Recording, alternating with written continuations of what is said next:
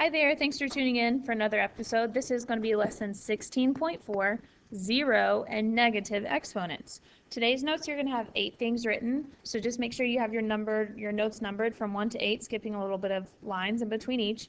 Before you start your homework, you need to make sure that you have all the questions completed and correct before you start homework. Here we go. First thing I want to show you is just kind of how this is going to work. We already know that the quotient of powers property, you subtract the exponents. That's what we talked about in the previous lesson, 16.3. So that means for 5 to the third over 5 to the third, that means you're doing 5 times 5 times 5 over 5 times 5 times 5. When you multiply these, you get 125 over 125, and that's just equal to 1. Okay? Remember too, with the quotient of powers property, that means subtracting exponents. So if you subtracted them, 5 to the third minus another 3 gives you 5 to the 0. So what I essentially want you to pick up on here is that 5 to the 0 power is equal to 1. Let's look at the second one. 6 to the second over 6 to the second. That is 6 times 6 over 6 times 6. That is equal to 36 on the top, 36 on the bottom, which is still equal to 1. Remember, with the quotient of powers property, that is 6 to the second minus 2, and that's also equals 6 to the 0 power. Looking again, 6 to the 0 is also equal to the whole number 1. Anytime you see the same number on the top of the fraction and the same number on the bottom with the same exponents, that is always going to give you that base with the exponent of 0, which is always equal to 1. No matter what, no matter how many times you have to multiply a number, you're essentially just subtracting these numbers, getting the 0 power still equal to be 1. Okay, so that's actually the first thing we're going to write down, is what happens whenever you have a 0 exponent. For any non-zero number, a to the 0 is equal to 1. 0 to the 0 power will be considered undefined, and we'll talk about that in just a minute. But what I need you to write down first is 0 exponents, the words, and then the number example. And then we're also going to talk a little bit about negative exponents, the words, and the number example. Go ahead and take time now to pause the video so you can copy these in your notes. All right, so just watching, here's how negative exponents are going to work. I've already kind of explained what's going to happen with 0 exponents, but I wanted to show you a little bit about negative exponents. From the previous page, remember, anytime you have a negative exponent, you're just going to put it as the reciprocal of a to the n. So how you saw this, 4 to the negative second is equal to 1 over 4 to the second. Notice how the negative 2 with the 4 was on top of a fraction essentially. And what you do is you're just switching it down to the bottom. So this is what this is going to happen for this one. 3 to the negative fourth just means that 3 to the negative fourth has to go on the bottom. Since nothing was up here on the top, we just leave the 1. Okay, so 3 to the negative fourth is actually equal to 1 over 3 to the fourth. This is how I'd write a negative exponent into a positive one. Letter B is a little different because you have two things that are being put together. Remember, anytime you have a negative exponent, it needs to be switched to the bottom or from the bottom to the top. So this is what this is going to look like. Negative 8.5 to the negative fourth power times negative 8.5 to the positive fourth power would mean that the positive stays at the top, but since this is negative, it has to go down to the bottom to make it positive. Okay? And then you would just continue to simplify. Notice that negative 8.5 to the fourth is over negative 8.5 to the fourth. What we just learned in 2 slides ago was that anytime you have the same number with the same exponent, that's going to be equal to the exponent of 0, which is equal to 1. Okay? Letter C is a little bit different as well. You have 2 to the 6th power over 2 to the 8th power. Remember, 2 to the 6th power looks like this. You've got 2 to the 6th power, which is 6 2s. 1, 2, 3, 4, 5, 6. And 2 to the 8th power, which is 8 2s. 1, 2, 3, 4, 5, 6, 7, 8.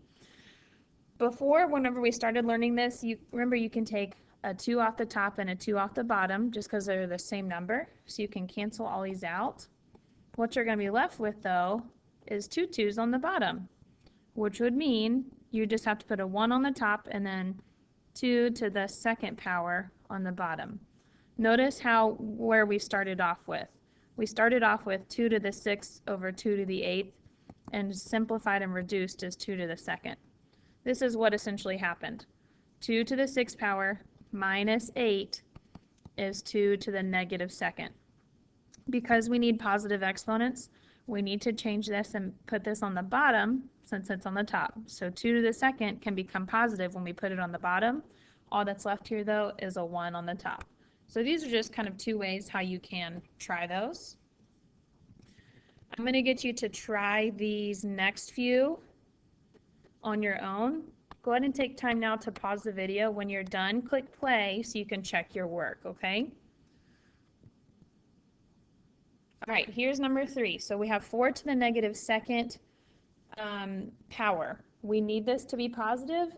So what we're going to be doing is making this be positive by switching it to its reciprocal. So the opposite placement in a fraction.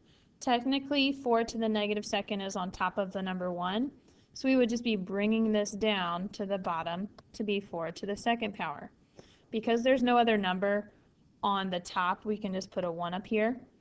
And then it says to evaluate the expression. So that just means we can do 1 times 4 times 4, or 1 over 4 times 4, which is 16.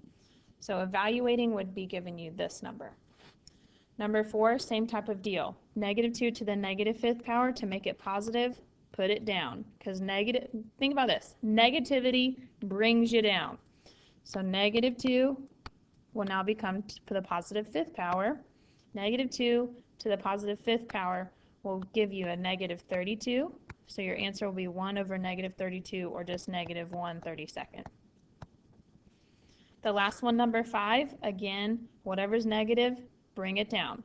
So this would change to the 6 to the 8th would still be on the top, but 6 to the negative 8 would come down on the bottom. Anytime you have the same thing on the top and the same thing on the bottom, that's going to give you, whenever you subtract, a 0, which is equal to 1. How did you do? The last few, I'm going to again just get you to watch these and then see how you can evaluate each expression. For negative 3 to the 5th power and negative 3 to the 6th power, that's again the same thing as subtracting those exponents. 5 minus 6 will give you negative 1. So that's negative 3 to the negative 1st power. Again, to make sure that you have a positive exponent, this needs to come down. So negative 3 to the 1st power. Our answer for number 4 would be 1 over negative 3 to the 1st power. To completely evaluate it, negative 3 to the 1st power is still equal to negative 3. So my answer is negative 1 over 3. For number 5, notice that the negative number is on the bottom now. Now what we have to do is bring that to the top to make it positive. 5 to the 7th can still stay on the bottom, but negative 5 to the negative 4th will need to come up on the top to be positive. So 5 to the 4th over 1, which is equal to 5 to the 4th over 5 to the 7th. Remember, we can subtract exponents, so 4 minus 7, because they have the same base and they're written as a quotient, a fraction. You're going to get 5 to the negative 3rd. Again, negative exponents, got to bring them down to get positive, so we're kind of actually doing the runaround here. Would just make it 1 over 5 to the 3rd. You actually might have solved this a different way, and that's totally fine. You probably noticed that you could have done 7 plus negative 4 to get 3 and still get this 1 over 5 to the 3rd, which equals 1 over 5 times 5 times 5, which is 1 over 125. Then the last one, number 6. Notice that we can bring this negative 1 down. So that would make it 4 to the 5th still on top, and 4 to the 2nd still on the bottom, but now the negative 3 comes down. So 4 to the positive 3. 4 to the 5th still staying the same on the top. 4 to the 2 times 4 to the 3 is 4 to the 5th, and since those both are the same, it's equal to 4 to the 0, or just 1. Here's where you're going to take the time now to pause. Again, simplify, write the expression using only positive exponents. Pause it, try it by yourself, and when you're ready, click play. So here are your answers for 6, 7, and 8. Go ahead and take the time now to check your answers.